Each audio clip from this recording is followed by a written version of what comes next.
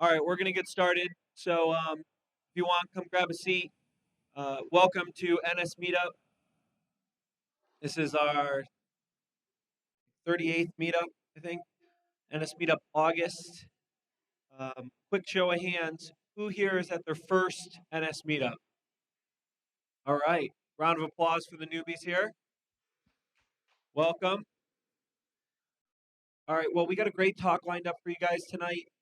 If you do like this talk, please tweet it, share it, whatever. It's at NS Meetup on Twitter. Love to share it with some of the other people who couldn't be here tonight.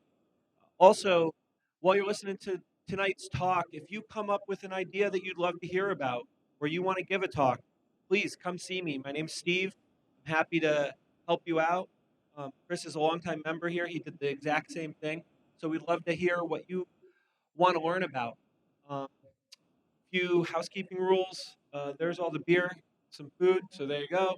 The bathroom is just past the elevators. There's recycle on the ends, and we get to stay here till a little after 9 tonight. So we'll do the talk, then we'll kind of hang out and do some more beers and snacks till the end of the night. Again, my name's Steve. If you have any questions, please come find me. Now I want to turn it over to Chris Pickslay.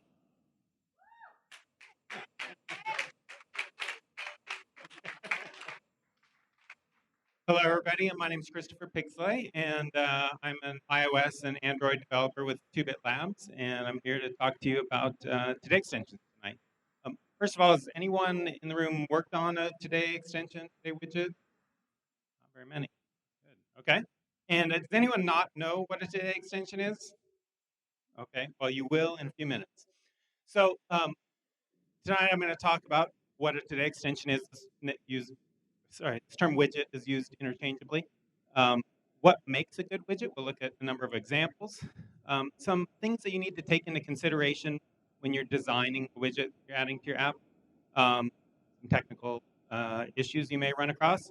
Some very specific gotchas that you may run into when you're building a widget. And then we'll do some Q&A at the end. So if you have any questions, please hold them to the end. Unless I say something that's completely wrong, feel free to just shout it out. So when you pull down the notification center as of iOS 8, you get this view. There's the notification center on the right, and this is called the Today view on the left. And Today extensions are widgets that are associated with your app that go into this Today view. The HIG describes them this way. App extensions, the Today view are called widgets. Widgets give users quick access to information that's important right now. Right now, that's a theme that we'll come back to as we look at a number of different widgets. So the best widgets give users quick updates. In this case, what's the weather like for the next hour? Or enable very simple tasks, like helping me with my two-factor authentication. Don't log in. So Apple sets the context for what to expect when you see the Today view. This is called the Today summary. And when you pull this down, this is pinned to the top. You can remove it, but you can't move it down to the Today Center. And so they're setting the user's expectation about what you're going to see here. Give you the date, current weather, current traffic conditions, and what your next few upcoming meetings are. So let's look at a few examples, and there's some different kind of categories of Today widgets. The first big one, the primary one that you see, is widgets that give you a quick update on something that's happening or relevant to you right now. Weather, there are lots of weather apps that have widgets, and while in the Weather Channel app, you can get a weekly forecast, a monthly forecast, you can look at a number of things, you can watch video. What they've focused in on in their widget is what's the temperature right now? What are the weather conditions, sunny? And then there's this little time that's reinforcing a couple things. A, this is current information, or maybe it's not on the time that you're seeing there. And it's also telling you this is the temperature right now. It's not the expected high today, for example. Of course, they add some other stuff, like a little more extended forecast and video. TeamStream, this is an app my company works on. Any TeamStream people out there? All right. So in TeamStream, you can follow your favorite sports teams. You can get news, push notifications when big stories happen. You can see scores, schedules, standings. But what we've focused in on is games. So you can see the score of 5 games. You can see the next time that your favorite teams are playing, and even get some uh, interesting games that are coming. Simple as a banking app. Again, you can do a lot in Simple. You can see all your transactions. You can schedule payments. Um, but their widget focuses in on can I make this purchase right now? How much money do I have to spend? Transit. Um, again, this is a transportation app. You can do a lot with it. But what their widget does is says, given your location right now, what are your transit options? You can potentially request an Uber, grab BART, or I'm sorry, you can grab a bus or grab BART. Some nice things. You can request an Uber right here, and this will launch the Uber app. They also are telling you with this little kind of satellite icon that this is live data as opposed to scheduled data down here. ETA is a really interesting app. You can set up a bunch of favorite locations, and it'll tell you basically how far they are or how long it's going to take you to get to any of the locations. One of the things that this one is doing is I took the screenshot when I was at work. I have work as one of my locations, but it's smart enough not to show me an extra line saying work 0.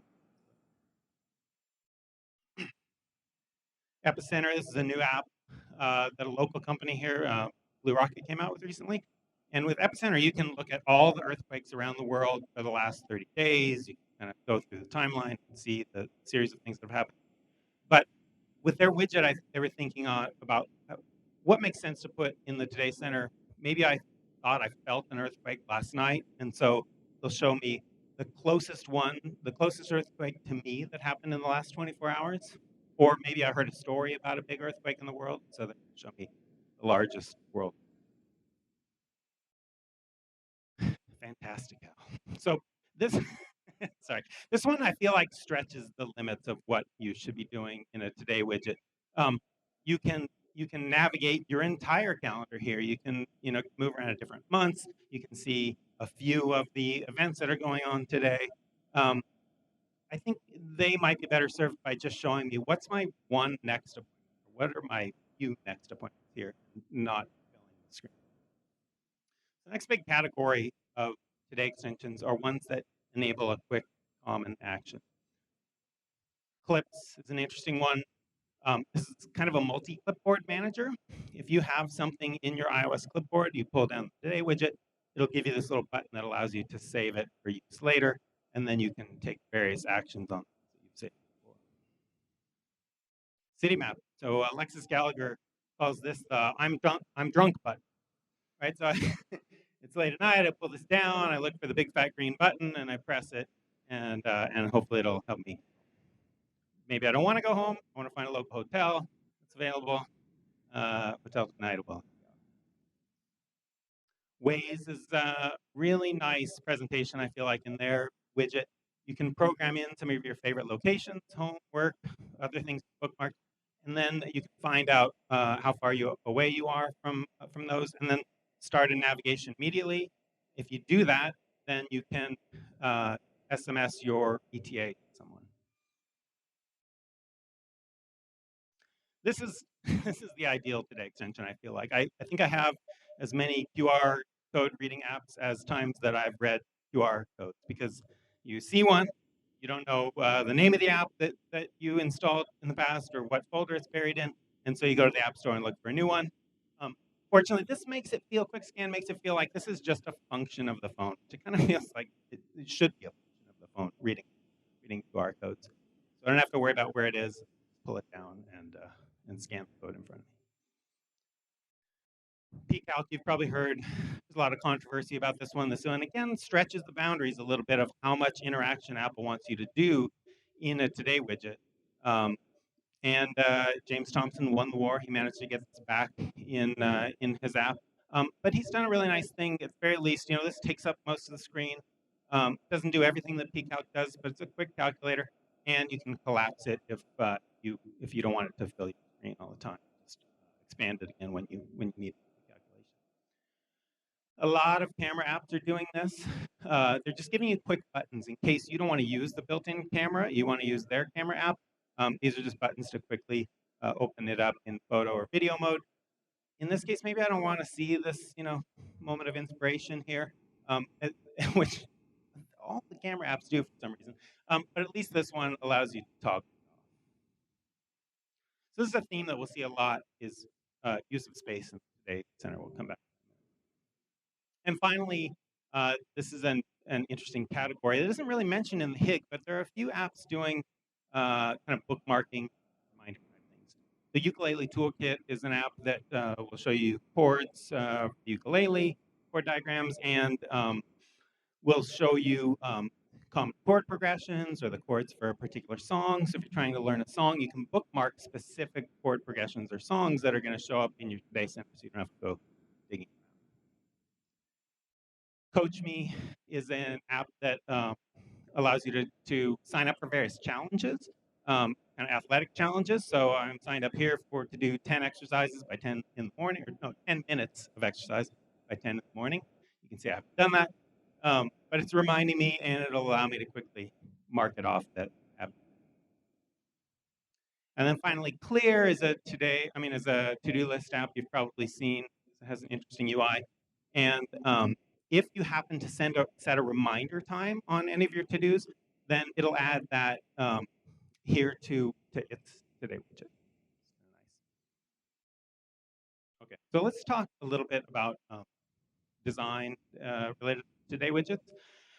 The Today Center is a very constrained environment. It's constrained in specific ways that are unique and not the same as apps. So let's talk through what some of those are. First of all, vertical space. You cannot scroll within a Today widget. It's in a vertical scroll view, and so the Today Center will give you as much screen space as you can fit on one screen. So you can see here in Pocket Muni, gets cut off here at the bottom. Presumably, they're just loading up a table view with how much data they have. Gets cut off. Of course, Apple cheats. If you hit Show All on the Stocks app, you can get multiple pages of stock quotes, depending on how many companies you follow. So this is one way. So there is no API to get what is the vertical space that's available to me. I asked about this at the WWC Labs, and they said, well, you could file a radar and ask for this API, but you would have to make a really strong case for why you want to know how much vertical space there is, because they really want you to operate in as little space as possible to kind of constrain your design to what is the most important thing you want to show to users, rather than trying to do a land grab and fill as much as possible. Of course, if you want to, and you in your view did load for your Today controller, your view will be the full screen size. You can also call UI screen main screen to get the size. And then you can kind of carve out an approximation of what the header and footer area is around your widget area and cut that out of the height. If you're in a table view, then you can use that divided by your row height to figure out how many rows you can display and truncate your data source. Don't do this. And we'll talk about why you want to use as little space as possible. Really focus in on what's important to show the user. So here's an example of a stargazing app. They show you one piece of information. What's the next kind of most interesting thing that's going to be visible in the sky near you? Of course, they can show you more information here. In fact, they show you this by default. Some other things that'll be visible in the sky, but you can collapse it and they'll remember that setup. Another option, this is another sports app, the Score, that can give you scores and the latest news. Instead of filling a screen with some scores on the top and then the news on the bottom, they've decided to give different modes, so they're not using as much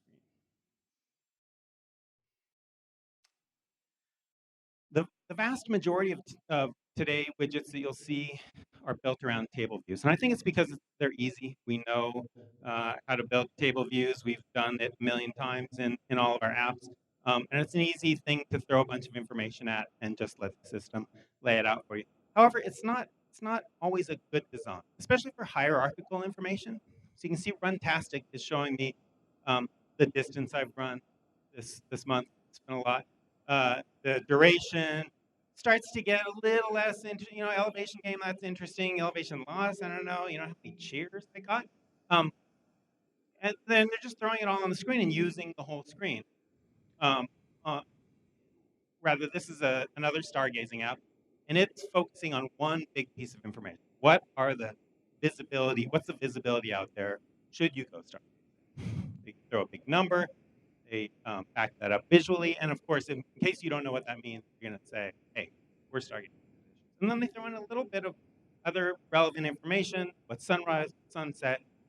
Because I am going to go out, that'll help me make.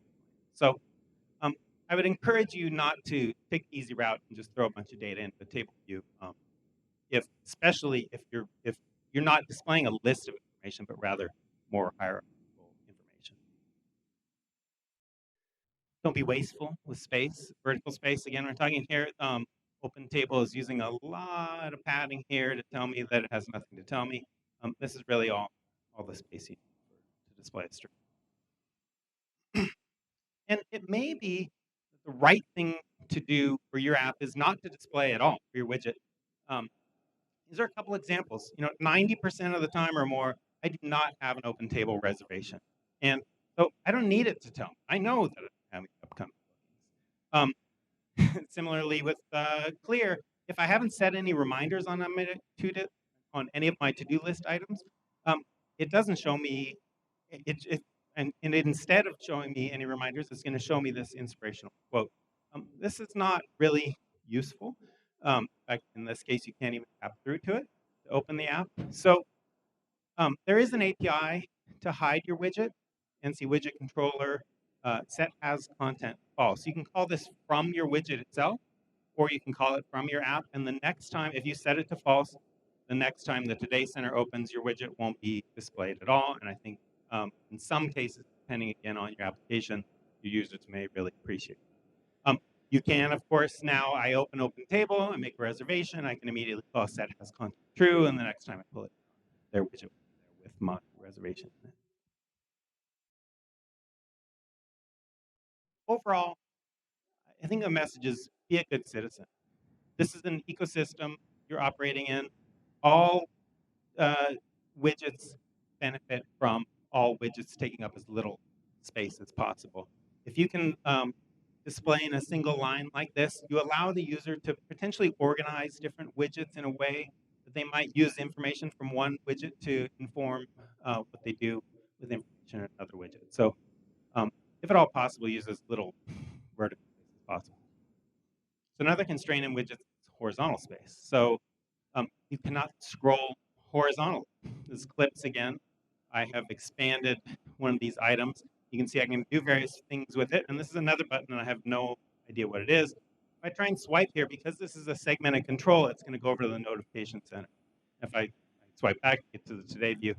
And presumably, they could have added a button or something that does. You can do animation, so you could reveal that just like it revealed it when I pressed this button. Something to think about. So this is from the HIG.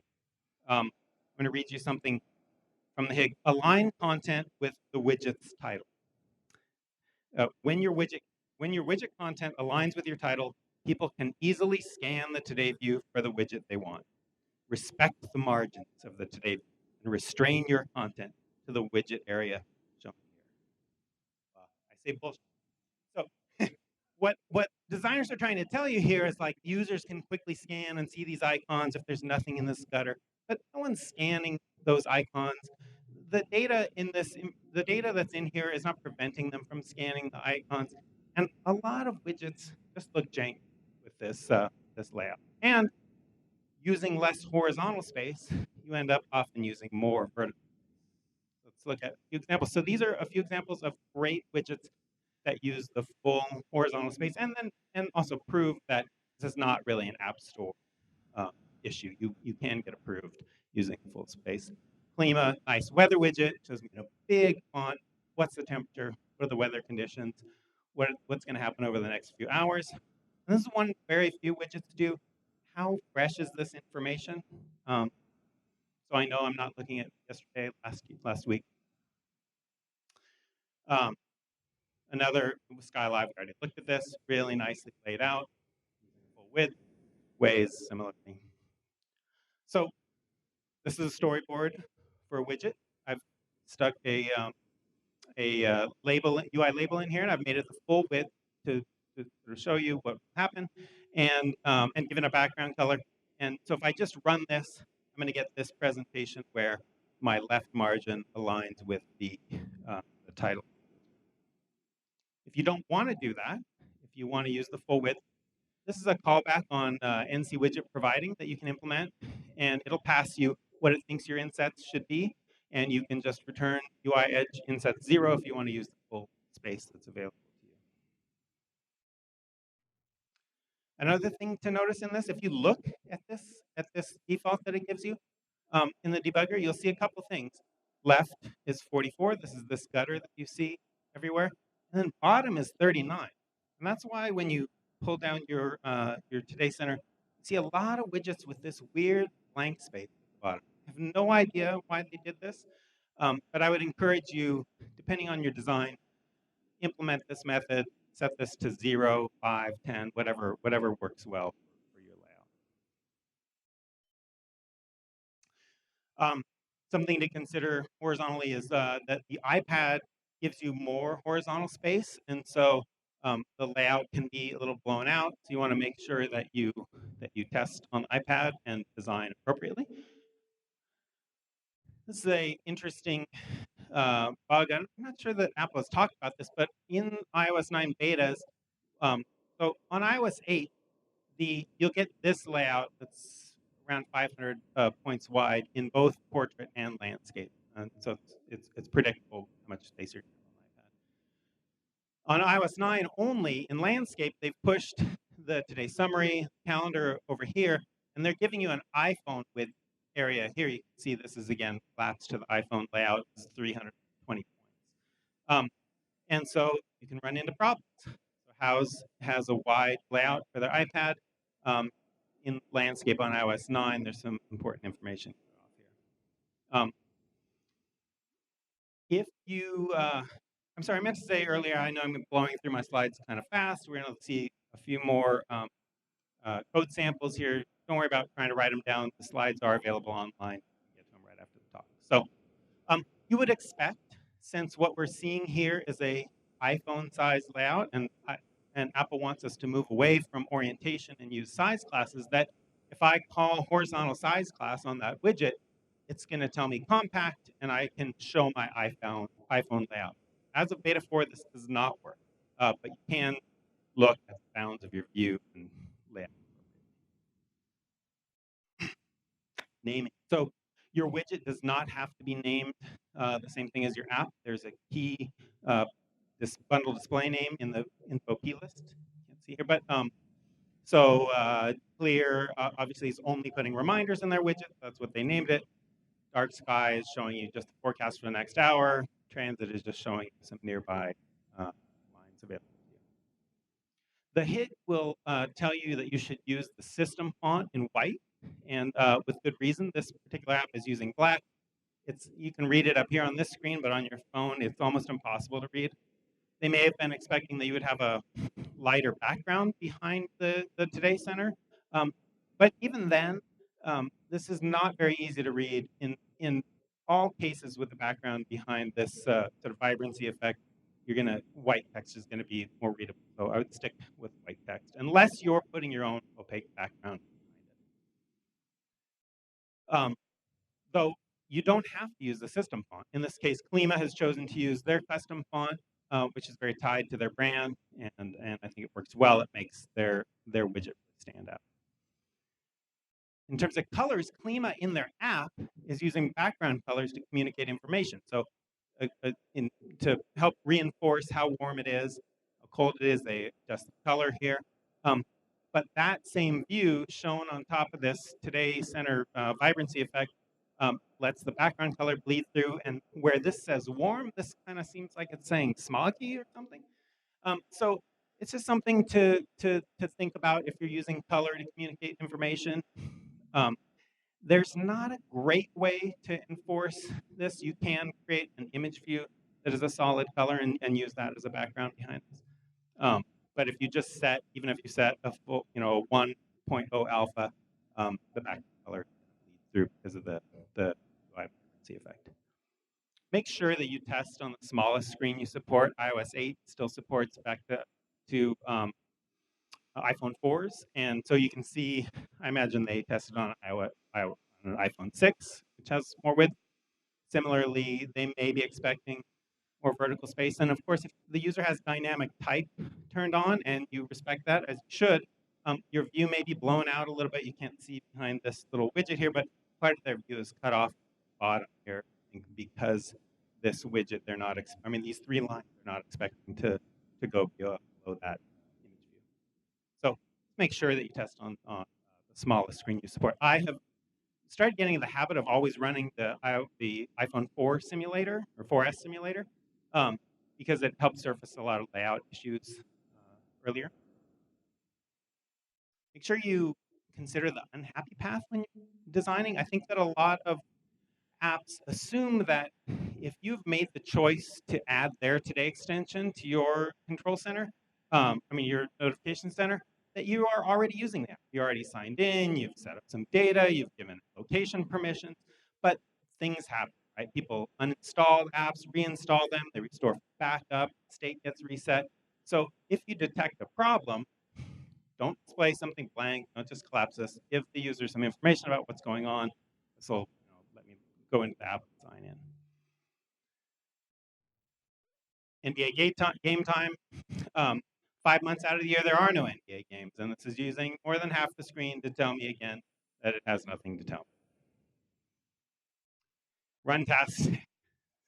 So again, I have not been doing running this month, and so I don't need to know all this. One line that tells me I haven't done any running maybe encourages me to go out for a run would be much better. You should already be testing VoiceOver in your app. It's really easy. You get a lot of it for free. This is in the settings screen, there's a really nice shortcut. You can assign a triple click of the home button to go into multiple different, to give you a list of different accessibility modes. And so it makes it really easy to test. And most of it you get for free. VoiceOver will read button labels, it'll read UI labels, it'll read text views, any kind of text that it can find. However, there are cases where if you are doing a custom layout, I'm not sure exactly how they're laying this out, VoiceOver might just read button. Maybe a blind person doesn't need to know what the stargazing conditions are, but you can imagine other apps that would have the same problem. There are a number of today extensions that have the same problem. Just a little thing to note, this is the most that Apple is going to give you in terms of promotion. User has to, in order to install widgets, they have to scroll all the way to the bottom of the Today Center. They have to know that they're there. And then just slightly more important than who provides weather and stock information is this thing that says, hey, there's widgets available. So it's on you to tell your users. If you add a widget, if you have it, tell them. Tell them that it's interesting, what it does. On TeamStream, we've gone as far as to say, this is how you install it. Pull down the Today screen. Go all the way down the bottom and hit Edit. Tap TeamStream, and of course, it's the most important widget, so drag it to the top. Okay, so let's talk about performance. When you pull down the Today Center, there you get a wall of apps like this. And what's happening, every one of those widgets is being woken up on the main thread. Every one of those widgets is a UI view controller, and it's getting the UI view controller callbacks you would expect. And because it's all in the main thread, it's by definition sequential. So there's no multitasking involved in waking these all up. And if you may have had this experience, if you have a lot of widgets of waiting a long time for all to load. So it's your job to get in and out of the main thread as quickly as possible. This is the widget lifecycle. So it should be familiar. It's just like UI. It is a UI view controller. You additionally implement the NC I'm drawing a blank on it, but you you implement this protocol, and you get this callback between view.did_load and view will appear, and this is where Apple expects you to load data asynchronously if you need to load it from the network or off the disk. Um, so you can kick it off asynchronously, show perhaps a loading UI, and then finish up main thread so another widget can load. So your job is just like quickly. Let's look at a few ways you can do that. Um, for one thing, it's likely that the user uses your app a lot more than they use your Today widget. So whenever they open your app, you can load the data that your Today widget is gonna need and store that in NS user defaults so that the widget can load it immediately when it opens up. Of course, don't depend on it. The New York Times does this, and if it doesn't have any data, it tells you to go into the app, and then it loads the articles, and you come back, and you come back, and for weeks and weeks, if you haven't open the app again, you get the same articles. Top story. So um, another way that you can work quickly is perhaps not in your app, in your widget yourself. You can cache data. It's really easy to implement on a value object and a coding to be able to code your value objects to store in NS user defaults or to write to disk. You can do this, set them in NS user defaults so that the next time you open up, you can load that cache state back out. You can wrap it up in an object that knows how to tell you whether that cache state is current. If so, you can go ahead and use it and start displaying. This is the callback I talked about a minute ago. Widget perform update with completion handler. And the API says if you implement this, the system will call it at opportune times for the widget to update its state, both when the notification center is visible as well as in the background. So this isn't quite like background fetch for apps. What in the background means is if the user has scrolled your Today widget onto the screen and then they close the Today Center, so when they open it back up, yours would be displayed.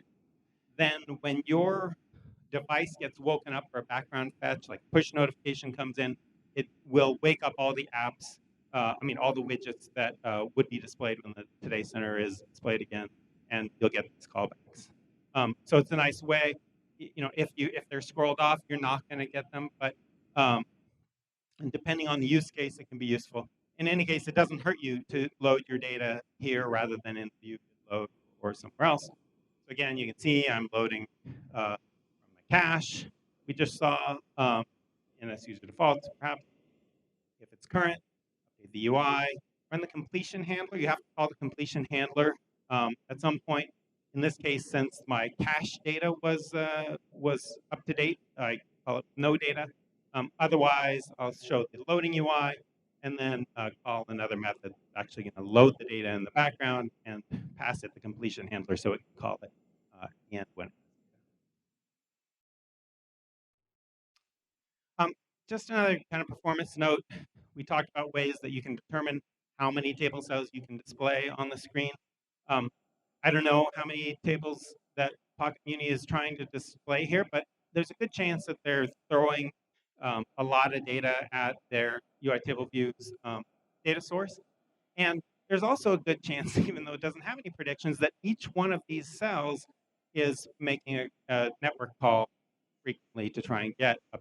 We found that with our app. We are loading scores. And once you pull this down, we're saying, what's the score? What's the score? What's the score every seconds so that the data is up to date as possible. So we only want to be able to be doing that on cells that are actually displaying to you. Of course, then you want to stop making those callbacks. Your view will disappear too. Okay, so let's look at a few technical things. By default, when you create a Today widget, it's a new target gets created, and it'll get created with a storyboard. A lot of people don't like working with storyboards. If that's you, you don't have to. You can just remove this key from the P list of your extension, replace it with this NS extension principal class, and point it to the Today controller display. If you're in Swift, you need to prepend your module name to that controller. It won't be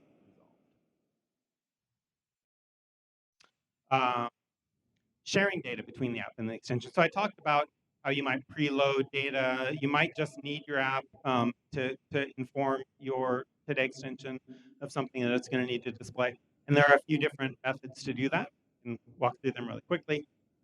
First of all, in general, you're going to have to configure app groups. This is a setting on the capabilities screen of your uh, project file, and you just toggle this on. It by default, it'll create a uh, group group name that is group dot your app ID, and then it'll create this entitlements file for you. This needs to be done on both the app target and the Today widget target.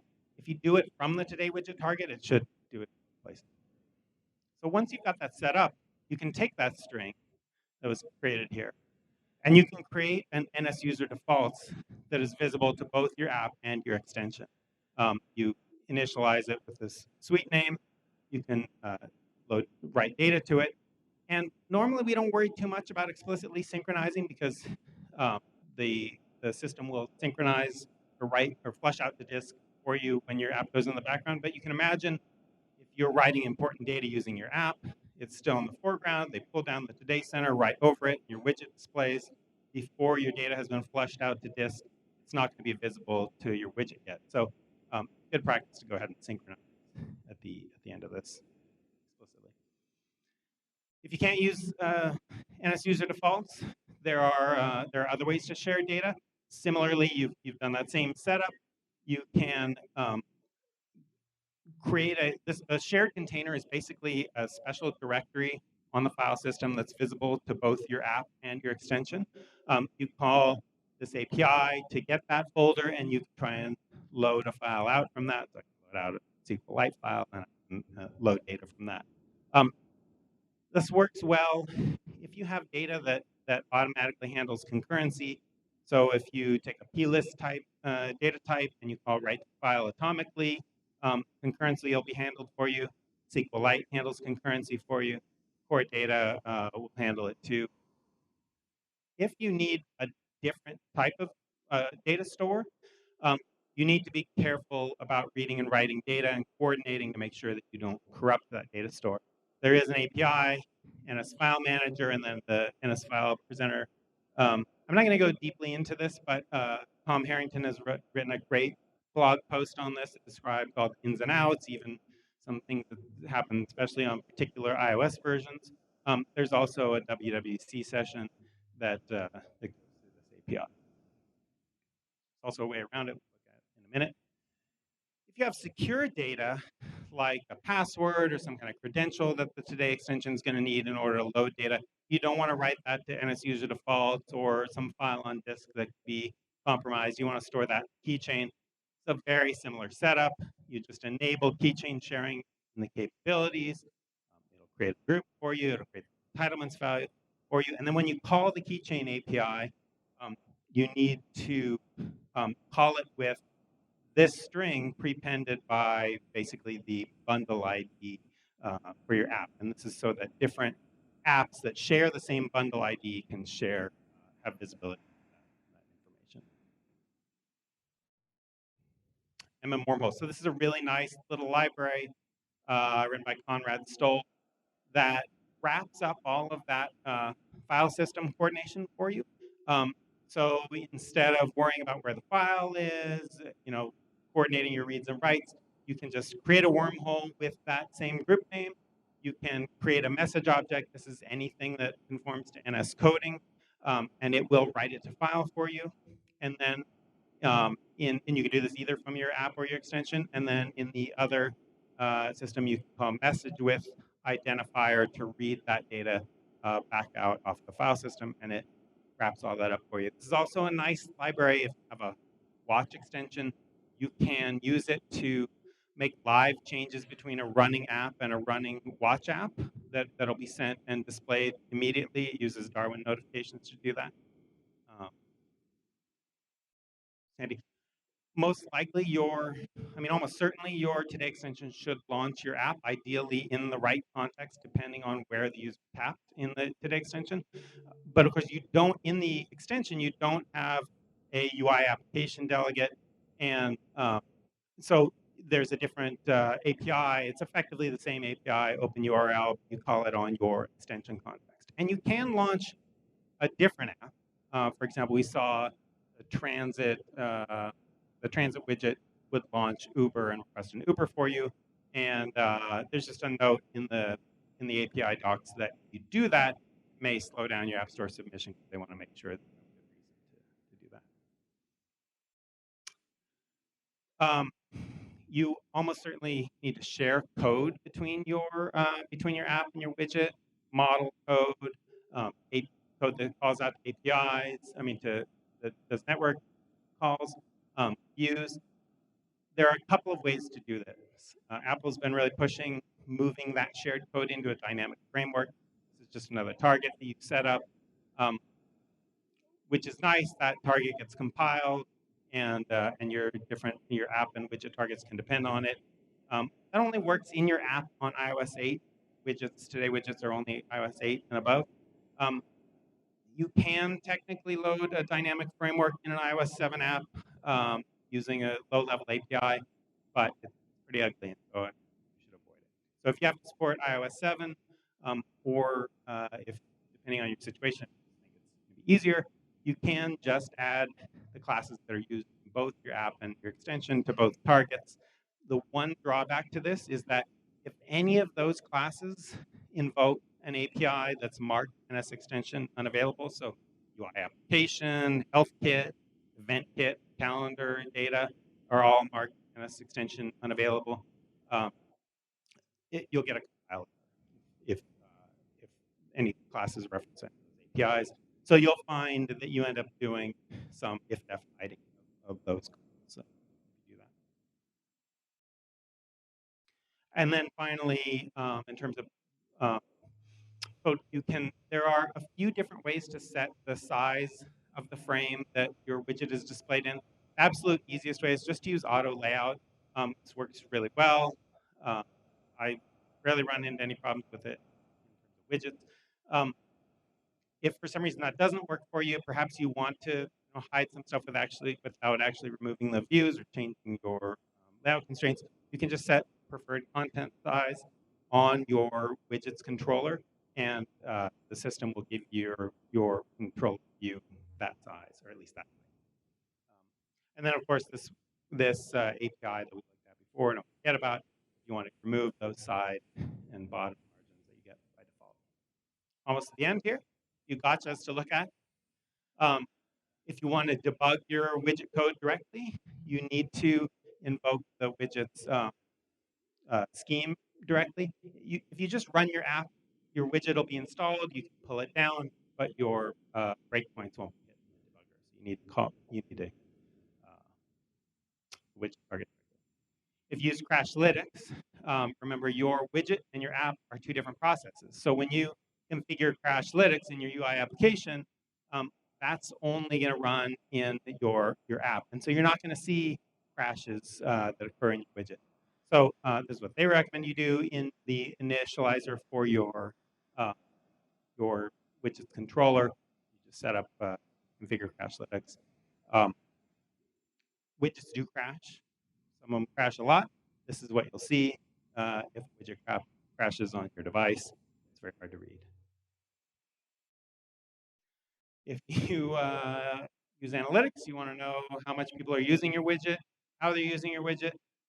Most part, you're out of luck. Flurry, Google Analytics don't support widgets, either does Localytics. There's one exception in May. Xpanel released support for Today widgets and WatchKit apps. So if you can afford them, you're in luck. Finally, this is a really weird and annoying bug that lots of people have come across. I've colored in these labels here to show you the space in between them. This is a UI table view, and if you tap in the space between any of these widgets, you will not get a did select row at index path callback by default. The workaround that people have come up with is to create basically a background view that sits in your content view, give it a 0.01 alpha. This is kind of a magic number. 0.001 not work. Um, and then the system thinks that you've tapped something visible, and so you get that callback. Just testing. I mean, this one's amazing. I have no idea what it does. I think these are stories about something, but on every device I've tried on, it doesn't work. It displays this exact same thing. It displays some empty cells. It is, I mean, it's easy to, you create an app, you create a widget or you add a widget, you test it when you add it, and then as you go through your cycle and you keep building, you keep pushing out releases, it's easy to kind of forget that your widget is there if it's not one that you personally use very often. So I just implore you to remember, test it every time you run a release and make sure that it doesn't do this. And then one final thing to note, this is just an annoyance you may run across. If you can pull down the Today Center when your screen is locked, and if you scroll all the way to the bottom, you know that you have a new app and you want to see the widget. You may be frustrated because there is no edit thing here. There's nothing telling you that there is a new widget. If it's just because your phone is locked, you do if you unlock your device, you'll see this appear. So just something to consider. That's it. These slides are available at this URL. It'll be published after the talk. And you can't see it here, but you can tweet me at cpixlay if you have any questions, or we can take questions right now.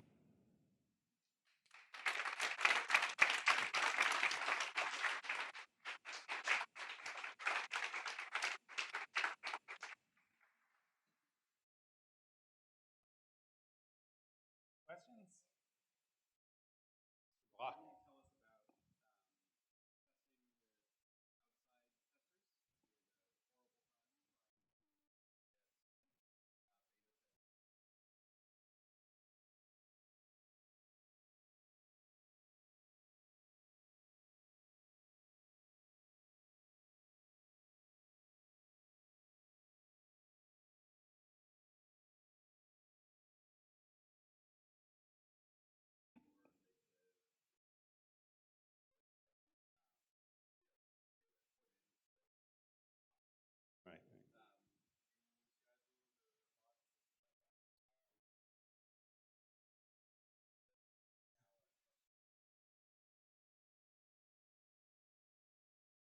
Right. So that's interesting. So the question is, do I have any tips on testing your Today widget? In this case, an external tester was repackaging, perhaps stripping out capabilities that the widget needed.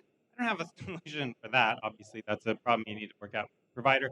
Um, um, I'm not sure I don't think we've run into those challenges specifically. Like I say, we inform the user how to install the widget after a few sessions, which helps to get testers to actually install it and try it out. Uh, they may not know. Uh, yeah, I'm not sure. I think I'd have to think about it specifically.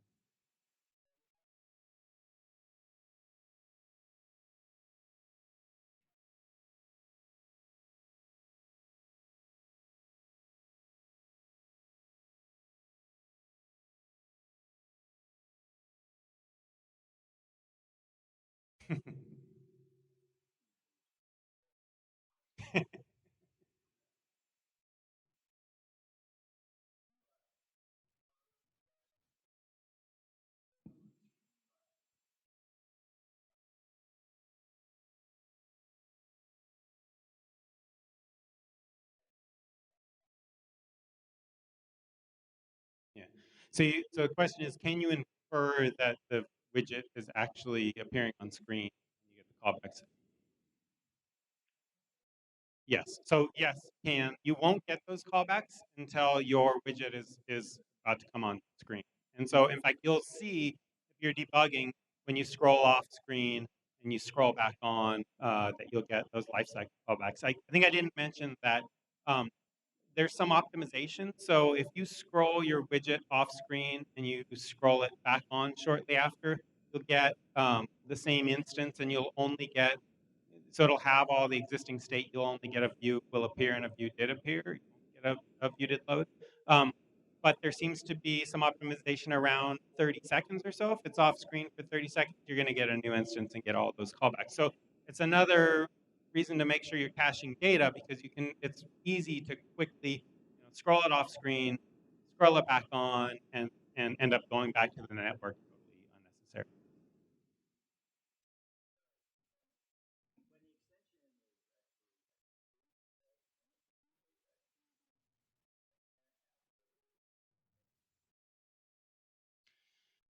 So the question is, when your extension is visible, can it communicate back to the parent app? Not direct, no. So you can write a shared container so that then when the parent app is visible again, that it can read that data out. So watch apps have a special API that you can notify the parent app directly. That isn't available to the extension. Also, Wormhole, like I said, will use Darwin notifications, but I don't think that works because Darwin notifications are delivered on the main thread. So if your today extension is visible, I think your app is not running on the main thread, so it's not going to get that. But it should be sufficient, for example, to write to the to shared user defaults, because again, if your widget's visible, your app isn't directly visible. And so when the user closes the Today Center, your app becomes active again. It can check the shared defaults and see that there's some new information that perhaps it's supposed to display. Any other questions? Man, it's hot in here.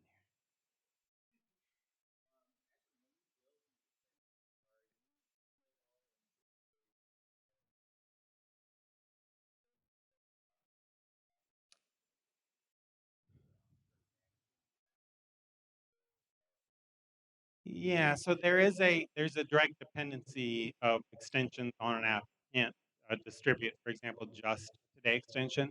You create a Today extension by adding a target to your app's project, and then it's automatically packaged with your app when you build.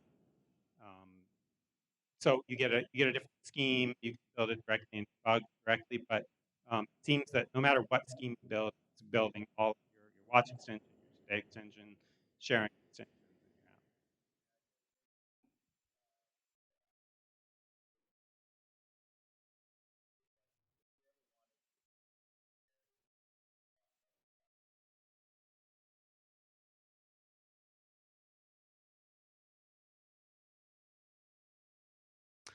your app. Um, so the question is, if you want to share an extension across multiple apps, I don't know that there's. I mean, again, it depends on what the multiple apps are. So, for example, we have TeamStream is not a universal app. It is one app code base that builds one target the iPhone app and with another target the iPad app. And so those both share the Today extension. If you install one on your iPad, if you install the iPad app, you still get the Today extension. So that's one way to share between very closely related apps. Um, if you had kind of a suite of different apps that are perhaps in different workspaces, I think you could share a lot of it by breaking the code out into a framework that those different workspaces depend.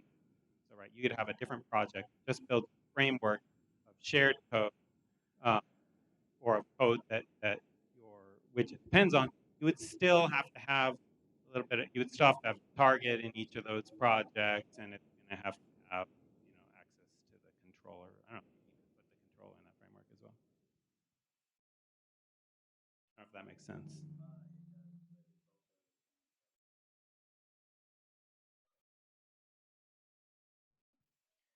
Yeah, I think it isn't an expected use case from Apple. I mean, I think one side effect is I'm not sure what would happen if you try and install two apps that that have the same Today extension. I'm not sure that you could even submit uh, two apps that have the same Today extension. Your extension has an app ID, I mean, an identifier just like your app does, and so each one would have to have unique app ID. I guess you could handle it. You might be using users if they have multiple instances of your app installed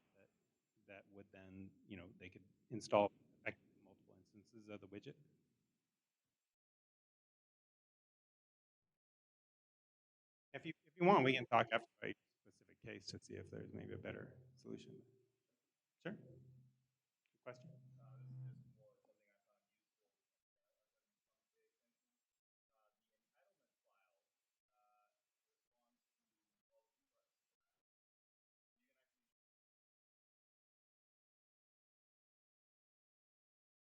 Hmm.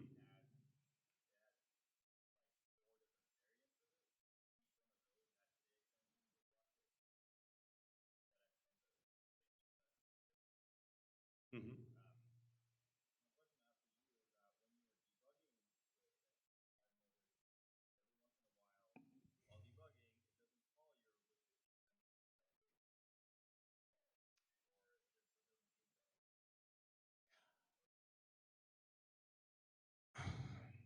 So the question is, sometimes when you're debugging, you may not it may not seem to call, perhaps your callbacks for loading data. Um, I think there are maybe two things going on. One is that widget debugging has been pretty flaky traditionally. It seems to be better in the latest Xcode version. I haven't run into too many problems, but it used to be that you could run your widget and none of your breakpoints would hit at all, or sometimes they would hit for a while, and then it seemed like the debugger would disconnect from it. It may, you could also be running into the case where you're trying to break on the the data loading callback, and you have scrolled the widget off, scroll it back on, and it's only getting you peer reviewed it. It depends. I'm not sure about that particular case.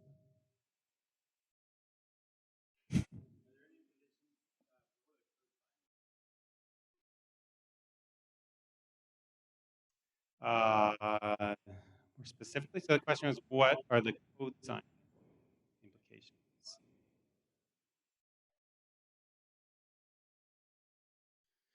So, no.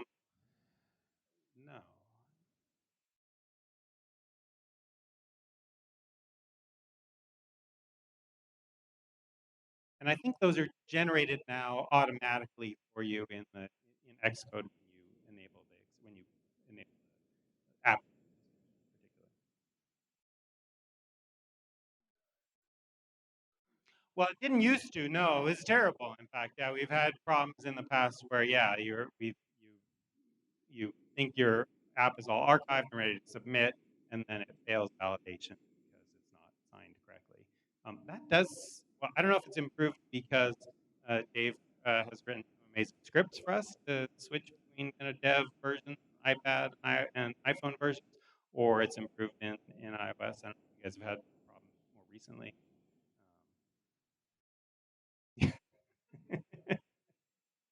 Well, you want to pay us lots of money, we'll come down and help you sort. Question back there?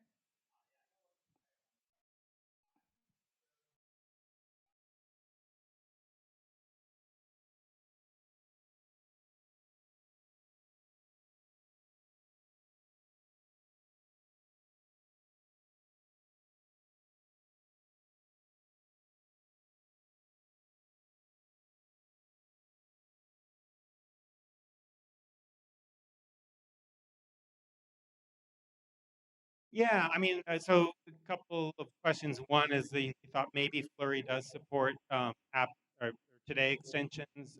Actually, it doesn't. They did add support recently, specifically for watch extensions, but not for today extensions. My understanding, the reason that most analytics providers don't support it is that they depend on the application lifecycle. So you're making you're logging events, and they don't want to constantly be hitting the network every time an event is logged, and so they queue those up, and then they'll batch them either when your app is going in the background or when the queue gets to a certain size, and you don't have those same lifecycle callbacks on the extension. At the same time, it is not a hard problem to solve. You can write NS user defaults or write a file and flush that when the app runs. I'm sorry, the second question was, oh, do I have a wish list of APIs to be visible to the today extensions? Um,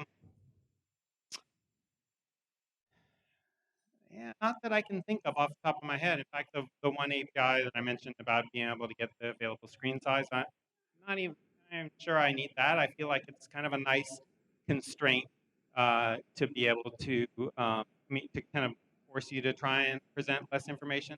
Frankly, I would rather display less games in that view. I think that it might be a better widget if it was just 5 games, not necessarily upcoming games. But sometimes you're at the mercy of your product manager.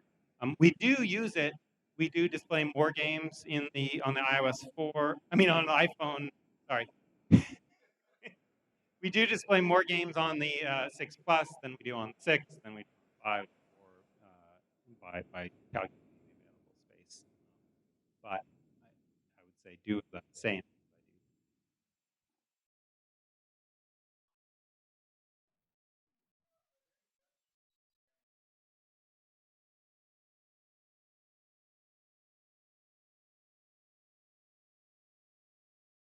Yeah, so I don't, not that come to me off the top of my head. So the question was, are there any gotchas related to sharing resources between your app and your extension? It's very similar to sharing code. You just make sure that your resources are packaged with your Today extension by pulling over the right panel, checking off Today extension, any targets that need to be visible in, and they'll be packaged up and available. I haven't come across any specific problems related to that.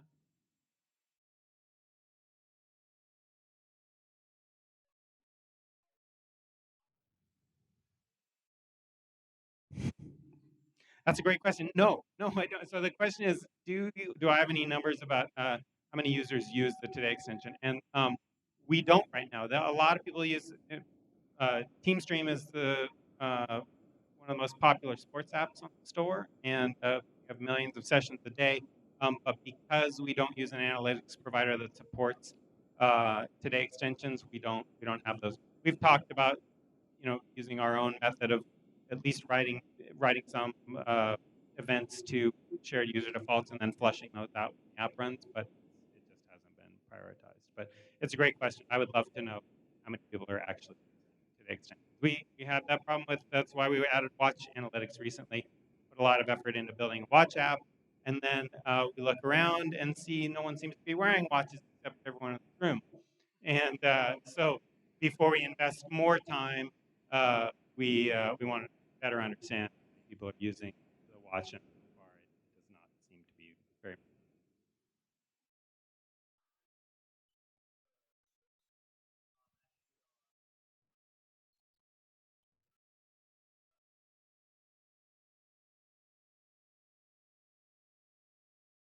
Yeah, that's a great point. So that a potential solution to the analytics is that you could, um, when you're making, if your extension makes a network call, add some parameter that then you could log on your server and look to see what the breakdown is of app versus extension. So, good idea.